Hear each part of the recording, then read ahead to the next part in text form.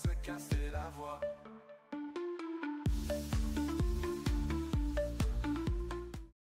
Bon, sincèrement, je pense que je suis pas le seul. Tous les supporters parisiens, je pense qu'on a très bien dormi. J'ai essayé de me remettre un peu les idées en place parce que vraiment, il y a beaucoup de choses à regarder concernant le match d'hier. Hier, j'étais très énervé, donc ça a été un débrief, je dirais pas bâclé, mais qui n'a pas été fait à 100%. Là, aujourd'hui, on va regarder les stats un peu plus en détail et surtout les actions.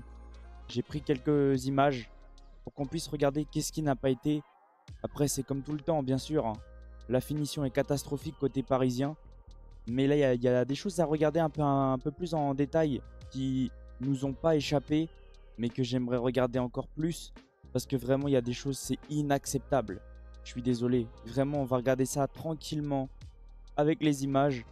Je vais commencer par les images et ensuite on va regarder les stats pour qu'on puisse se faire un petit point de vue, même si beaucoup ne l'ont pas raté, mais j'aimerais revenir sur ce genre d'action qui ne doit pas être raté, surtout à ce niveau-là, parce que comme j'ai pas arrêté de dire dans l'avant-match, en Ligue des Champions, tu le payes cash.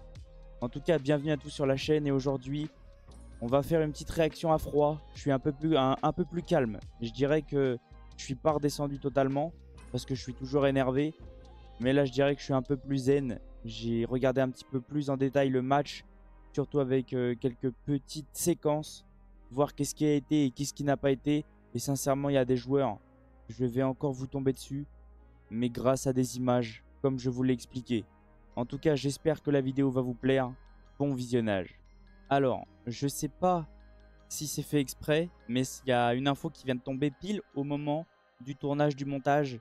Je dirais pas que c'est au bon moment parce que c'est peut-être pas une bonne nouvelle, mais c'est concernant Luis Enrique. Donc dans cette vidéo, je vais parler en plus des images et des stats de cette information. Et c'est Jamel qui l'a sorti et sincèrement, je m'y attendais absolument pas. En tout cas, cette fois-ci, j'espère que la vidéo va vous plaire. Bon visionnage. Avant que la vidéo commence, n'oubliez pas l'abonnement, le petit like, le petit commentaire pour le référencement et n'hésitez pas à partager les potes. Allez, on est parti maintenant sur la première image et je pense que ça va pas vous faire kiffer de la revoir. Le premier but de l'Atlético de Madrid, remercions Nuno Mendes. Déjà depuis le début du match, Nuno c'était une catastrophe. Il perdait tous les ballons, des mauvaises passes, des mauvais contrôles, des mauvaises conduites de balles, des mauvais placements. Et là c'était la goutte d'eau. Mendes qui décide de faire une passe très molle. Je sais pas ce qu'il a fait. Il a mis le ballon vers ici, ça a redonné le ballon à Madrid. Ça leur a même créé une occasion. Paris a créé une occasion à Madrid. Mendes était catastrophique et même la défense complète, c'était du grand n'importe quoi. On aurait pu mettre des supporters à la place des joueurs, ça n'aurait rien changé. Ils étaient là en mode spectateur, en train de regarder un petit peu ce qui se passait. Premier ballon, tu la rends, après tu regardes, tu laisses le joueur partir tout seul en face à face avec Donnarumma. Non, sincèrement, cette action-là, je suis dégoûté. Une petite passe ratée, très molle, qui arrive jusqu'à ici. Et ensuite, ça crée littéralement la première occasion. Et sincèrement, cette action-là, je l'ai revue, ça m'a écœuré. Maintenant, on va partir sur la deuxième image. Et vous allez comprendre pourquoi. Monsieur Ousmane Dembélé, qui est actuellement ici, avec le ballon, il arme pour pouvoir tirer, on le voit. Hein. Tu peux au minimum cadrer. Un joueur de district cadre cette occasion. Il est face au but, il est à quelques mètres, même s'il tire dans le joueur, cadre. Et bah non, Dembélé dévisse et l'envoie à côté. Et sincèrement, ce genre d'action-là, c'est trop répétitif. On a des joueurs de classe mondiale, ils sont même pas capables de cadrer ne serait-ce qu'une frappe. On a 22 frappes. À chaque fois, ça part sur les côtés. Mais je sais pas, réfléchissez. Arrêtez de faire n'importe quoi. Arrêtez de prendre le ballon et de tirer comme des bourrins sans réfléchir. Cadrer. La première chose que je vous dis, c'est cadrer. Même une frappe cadrée, des fois même molle, elle peut rentrer. Mais au minimum, cadrer ce genre d'action-là. On a besoin de cette confiance-là, de se dire que nos joueurs vont pas envoyer le ballon dans la lune. Je sais pas. C'est dur ce genre d'action-là. J'ai encore du mal à l'accepter. Mais on fait ça tranquillement et zen. Mais ce genre d'action-là, ça doit être cadré Dembélé. Et il n'y a pas que lui, Barcola aussi, vous allez voir. Il y a une autre image. C'est la même. Même si Barcola est hors jeu, il doit mettre cette action. Après avoir regardé Dembélé, maintenant on va regarder l'action complètement ratée de Barcola. Et encore, il en a deux. La première, c'est à peu près la même. Elle est cadrée, hein, mais elle n'est pas placée. Il la donne au gardien. Les gars, il est à quelques centimètres du but. Allez, j'exagère, quelques mètres. T'es face à face, t'as un défenseur. Mais je sais pas, place là. Là, c'est cadré, je suis d'accord. Mais il n'y a pas plus facile. Il n'y a pas plus facile que cette action-là. Même des joueurs de district arrivent quand même à mieux la placer. Il a tiré sur le gardien. Regarde pas tes chaussures. Tu regardes tes chaussures et après tu regardes le gardien comment il est placé. Je sais pas. Non, il tire avec les yeux dans le sol. Je sais pas en fait. J'ai essayé de regarder un petit peu qu'est-ce qui cloche en attaque. Mais on le voit nous-mêmes. Même les supporters se rendent compte qu'il n'y a rien qui va offensivement au Paris Saint-Germain. Et c'est dur. C'est dur parce que on a des occasions, mais on n'arrive pas à les concrétiser. On est quand même l'équipe qui crée le plus d'occasions, mais l'équipe qui marque le moins. C'est une catastrophe. Je pense que celle que je vais vous montrer maintenant, ça va pas vous plaire. Et sincèrement, moi je l'adore Hakimi, hein. Mais là il abuse. Là il abuse. Comme on peut voir là sur l'image, il est tout seul, il est ici. Il a juste à faire une passe là. Et Fabian Ruiz est tout seul. Fabian Ruiz peut la mettre au fond sans forcer. Non, Hakimi décide de faire le personnel comme Dembélé le fait souvent. Et au lieu de faire la passe, il tire dans le gardien. Désolé Hakimi, je t'adore. T'es même probablement actuellement le meilleur joueur de l'équipe. Et je rigole pas, parce que t'es souvent meilleur joueur. Mais là, lève la tête. Regarde à gauche ce qui se passe. Regarde les joueurs qui te donnent des solutions. Essaye d'être, je sais pas, soyez pas personnel dans ce genre de match-là, parce qu'après tu peux le payer cash. Et c'est ce qui s'est passé. On rate toutes ces actions-là et après on en prend un. Ouvrez les yeux. Ouvrez les yeux.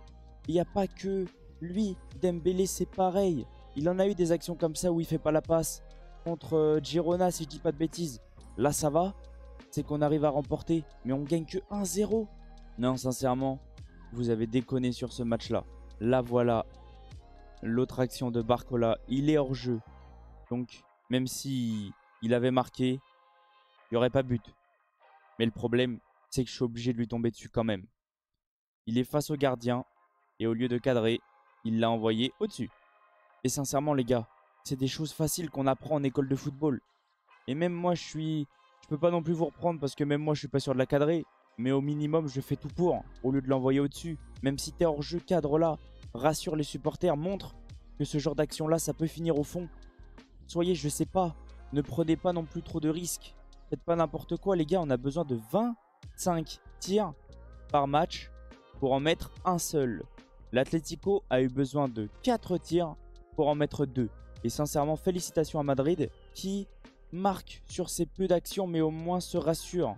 Nous, on a besoin de je sais pas combien d'occasions pour marquer. Après, il y en a beaucoup qui me disent arrêtez de tomber sur Barcola, sur Dembélé. Les gars, on est obligé au bout d'un moment. On souffre trop depuis le début de la saison. On domine tous nos matchs. On est au-dessus à chaque fois sur tous nos matchs. Bah non, les occasions ne sont pas concrétisées. Donc, on le paye cash et des fois on perd. Passons maintenant au deuxième but de l'Atlético de Madrid et à la deuxième phase défensive. Et sincèrement, ça me met la haine. Dembélé. Mendes, qu'est-ce que tu fais là? Frérot, presse-le. Mais presse-le. Je sais pas. Mets-lui de la pression. Là, en plus, c'est Griezmann, les gars. C'est Griezmann avec son pied gauche. Il est capable de tout. Tu le regardes. Tu le presses pas. La défense, c'est du grand n'importe quoi. Il n'y a pas de chaud qui revient à fond. Marquinhos, il est complètement à droite. Il est derrière l'arbitre ici. 2 joueurs dans le dos. C'est du grand n'importe quoi. Tu lui mets pas le pressing. Donc lui, il a le temps de faire une transversale de l'autre côté. Mais mets-lui le pressing. Non, je sais pas les gars. Mendes, tout son match, ça a été catastrophique. Les buts sont presque pour lui. Les 2 buts sont presque pour lui. Fais le pressing sur Griezmann. En plus, il est moins rapide que toi. Donc même s'il te met le crochet, t'es sûr qu'il ira pas plus vite que toi. Va dessus. Bah non. Il décide littéralement de le laisser jouer. Et de lui laisser créer l'action. Et là, on va suivre directement sur l'autre image. Pour vous montrer qu'au final, il n'y a pas que Mendes qui est fautif. Il n'y a pas que Mendes. Il y a aussi Vitinha. Qu'est-ce que vous faites? Pourquoi tu te mets de dos? Reste sur tes appuis. T'es le numéro 6. Même si c'est pas un numéro 6, c'est ça j'en veux à Luis Enrique. C'est la même action que contre Arsenal. La même action. Vitinha se donne au joueur. Se laisse dribbler tranquillement. Se retourne. Crochet but. Le joueur est tout seul face à Donnarumma. Et Donnarumma, le but est pour lui aussi. Il se trouve complètement. Les gars, il y a trop de choses qui ne vont pas. Il y a trop de points qui ne vont pas. Et Enrique, t'aime beaucoup, hein. Mais à chaque fois que tu fais une réaction d'après-match, un débrief, c'est toujours de la chance. Non, c'est pas de la chance. Là, c'est des choses que nous, on n'arrive pas à gérer. Des choses qui ne vont pas. Des petits points qui ne fonctionnent pas. Des choses qu'on doit améliorer défensivement comme offensivement. Et tout ça, c'est notre faute. C'est pas la faute de l'adversaire. L'adversaire n'a pas de chance. L'adversaire, c'est créer ses occasions et a su les concrétiser. Pas comme nous. Allez, on va continuer de débriefer. J'essaie de rester zen pour vous. Maintenant, on va aller se concentrer beaucoup plus sur tout ce qui est stats en détail, etc. Pour tous ceux qui parient, faites attention vu qu'il y a les codes qui s'affichent. Ça peut être dangereux. Et ceux qui ont moins de 18 ans, les paris sont interdits. Maintenant, on va regarder un petit peu tout ce qui s'est passé au niveau des stats. Et là, ça va représenter un peu les images que j'ai pas arrêté de vous montrer. Le PSG a 2,12 de XG contre 0,67. 22 frappes à 4. 9 tirs cadrés à 3. 2 grandes chances. Les 2 grandes chances de l'Atlético de Madrid sont au fond. Les 3 grandes chances du PSG ne sont pas au fond. On en a raté 2 encore. On a littéralement le contrôle du ballon. 793 passes à 260. Mais les gars, c'est pas normal. Première mi-temps 1 de XG, deuxième mi-temps 1,12. Ils ont presque pas existé l'Atlético de Madrid, mais ils ont été capables de venir à bout du Paris Saint-Germain en 2 actions. Sincèrement les gars, vous mettez le club dans une difficulté totale. On est 25e, on n'est même plus qualifié et le Paris Saint-Germain va affronter le Bayern là-bas. Le seul match au parc, c'est Manchester City. On se déplace à Stuttgart, qui est vraiment un gros déplacement aussi en Allemagne, et Salzbourg, qu'il ne faut pas non plus sous-estimer. Vous jouez à quoi? Sincèrement, l'Atlético de Madrid, même s'il ne faut pas comparer des matchs, a pris 4-0 à Benfica, a perdu 3-1 à domicile contre Lille. Non, sincèrement, vous jouez à quoi? On marque toutes nos occasions. Il y a peut-être, allez, en laissant les buts de l'Atlético, il y a 4-2 pour Paris. Sincèrement, c'est du grand n'importe quoi ce qui s'est passé hier. C'était la goutte d'eau qui a fait déborder le vase de tous les supporters du Paris Saint-Germain. Déjà qu'on était à 1-1, on était énervé, mais vous avez rajouté cette défaite à la fin, juste pour nous anéantir et pour pouvoir nous détruire psychologiquement. Là, on est tous dégoûtés, on a tous, je pense, mal dormi. On n'arrive pas à s'en remettre, même si je vois Luis Enrique parler, ne pas arrêter de dire rien n'est fini, machin, on se battra jusqu'à la fin. Mais à chaque fois, à chaque fin de match, on dit ça. Et à chaque fin de match, on se dit, allez, c'est pas grave, il nous reste encore 3, 4, 5 matchs. Maintenant, il nous en reste 4. Après, on va dire, il nous en reste 3. Mais au bout d'un moment, on ne pourra plus se dire ça. Parce qu'à la fin, il n'y aura plus assez de points. Et moi, j'ai vraiment peur. J'essaie de garder confiance en notre effectif, en notre coach, pour se dire qu'on ne va pas se faire éliminer. Mais j'ai la sensation qu'on va se faire sortir. J'ai une très très mauvaise image dans la tête qui me dit qu'on va se faire sortir cette saison. Et que ça va vraiment être la saison catastrophique du PSG. Et sincèrement, si on se fait sortir, je t'adore Enrique, hein, vraiment. Hein, mais je serai le premier à demander ton départ. Je suis le premier à te défendre. Hein. Mais là, il y a des choses qui vont pas. Tu veux rester campé sur tes positions. Et si ces positions-là nous font chuter totalement, je serai le premier à demander ton départ. Même si je préfère que tu restes au PSG et qu'on continue ensemble. Si vraiment on se fait sortir des groupes comme ça, avec un manque de respect total, ça passera pas. Et je demanderai aussi le départ de Campos, voire même de la direction. Parce que clairement, même si on est en année de transition, de reconstruction, et encore, j'aime pas dire ça, parce que ça fait 10 ans que le Qatar est là, il y a un minimum de respect à avoir envers les supporters pour moi, en espérant qu'on se qualifie malgré tout, et qu'ils se réveillent, et qu'ils sortent des matchs masterclass, pour qu'on puisse garder espoir en cette équipe, et même en notre direction, qu'on nous lâche pas totalement. En tout cas, voilà. Merci à tous ceux qui sont restés sur ce débrief. J'aurais essayé d'être beaucoup plus calme qu'hier. Même si en revoyant un petit peu les images, ça me refait monter un peu en pression. Mais j'essaie de rester zen pour vous. En tout cas, donnez-moi vos avis concernant le match, concernant cette catastrophe du Paris Saint-Germain contre l'Atlético de Madrid. Félicitations malgré tout à Madrid qui prend les 3 points et qui se rassure eux malgré tout.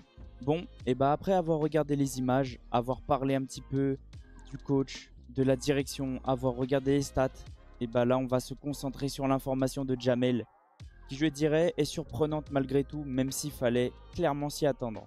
Donc Djamel a sorti cette info, et sincèrement quand j'ai commencé à la lire, je me suis dit ah oui, Les joueurs, notamment les offensifs, montrent de plus en plus de réticence quant au plan de jeu de Luis Enrique.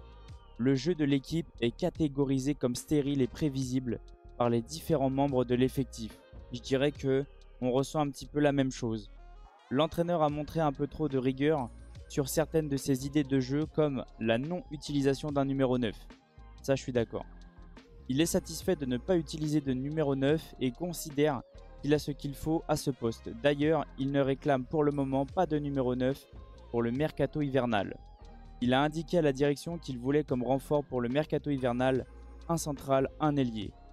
Et je pense que ça va en énerver plus d'un de ne pas avoir de numéro 9. Côté direction, on garde l'œil sur Luis Enrique et ses performances. Lui qui était très satisfait du mercato se met soudainement à se plaindre de son effectif en privé. Pas une bonne nouvelle ça, parce que pour une fois qu'on donne, je dirais, la main mise sur le mercato, les pleins pouvoirs, si là il s'est trompé, ça va être chaud. Ce qui ne passe pas auprès des hautes sphères qui considèrent que contrairement à ses prédécesseurs, lui a eu le droit à une mainmise totale sur l'effectif et le mercato. Ces différentes frictions fragilisent potentiellement la place de Luis Enrique qui vient tout juste de prolonger. Dans les hautes sphères, on n'a qu'une seule rencontre en ligne de mire, le match face au Bayern. Sans que ce dernier ne soit forcément décisif pour l'avenir du technicien, du tacticien espagnol, il reste attendu et les yeux seront rivés sur la prestation parisienne. Pas une bonne nouvelle pour Lucho ça, parce que on le sait tous, le match au Bayern va être chaud. Faut s'attendre à quelque chose de compliqué, faut s'attendre à ne pas repartir avec des points, parce que sincèrement, c'est à peu près pareil que Arsenal. Ça va être un gros match, ça va être très compliqué. Et sincèrement, moi, j'ai pas hâte d'y être. J'ai peur, même si je garde confiance. J'espère que Luis Enrique va réussir à s'en sortir. Mais là, si ils ont le match en ligne de mire et que c'est à peu près ce match-là qui peut juger, gérer la fin avec le Paris Saint-Germain, son licenciement, et sincèrement, je dirais que ça serait pas bête. Parce que pour le moment, ça ne va pas. Mais le problème, c'est qu'on s'en sépare encore une nouvelle fois trop tôt. Si un nouveau coach arrive et que lui aussi se rate, on va continuer, on va virer, et on va continuer, on va se séparer. On grandira jamais. En tout cas, je sais pas. C'est compliqué à dire parce que j'ai envie que lui arrête de continuer à croire qu'il a raison alors que des fois, il a peut-être tort. Je dis pas qu'il a tort, je dis qu'il a peut-être tort. Et que des fois, ils se remettent en question. Après, donnez-moi vos avis. En tout cas, voilà. On se retrouve très prochainement. Donc demain pour l'avant-match du PSG qui va affronter Angers. Même si j'ai pas envie de regarder le match parce que je suis énervé contre eux. J'aime ce club donc je continuerai malgré tout. Et puis voilà. En tout cas, je vous laisse sur ça et je vous dis à la prochaine. Ciao les potes. Et allez Paris malgré tout.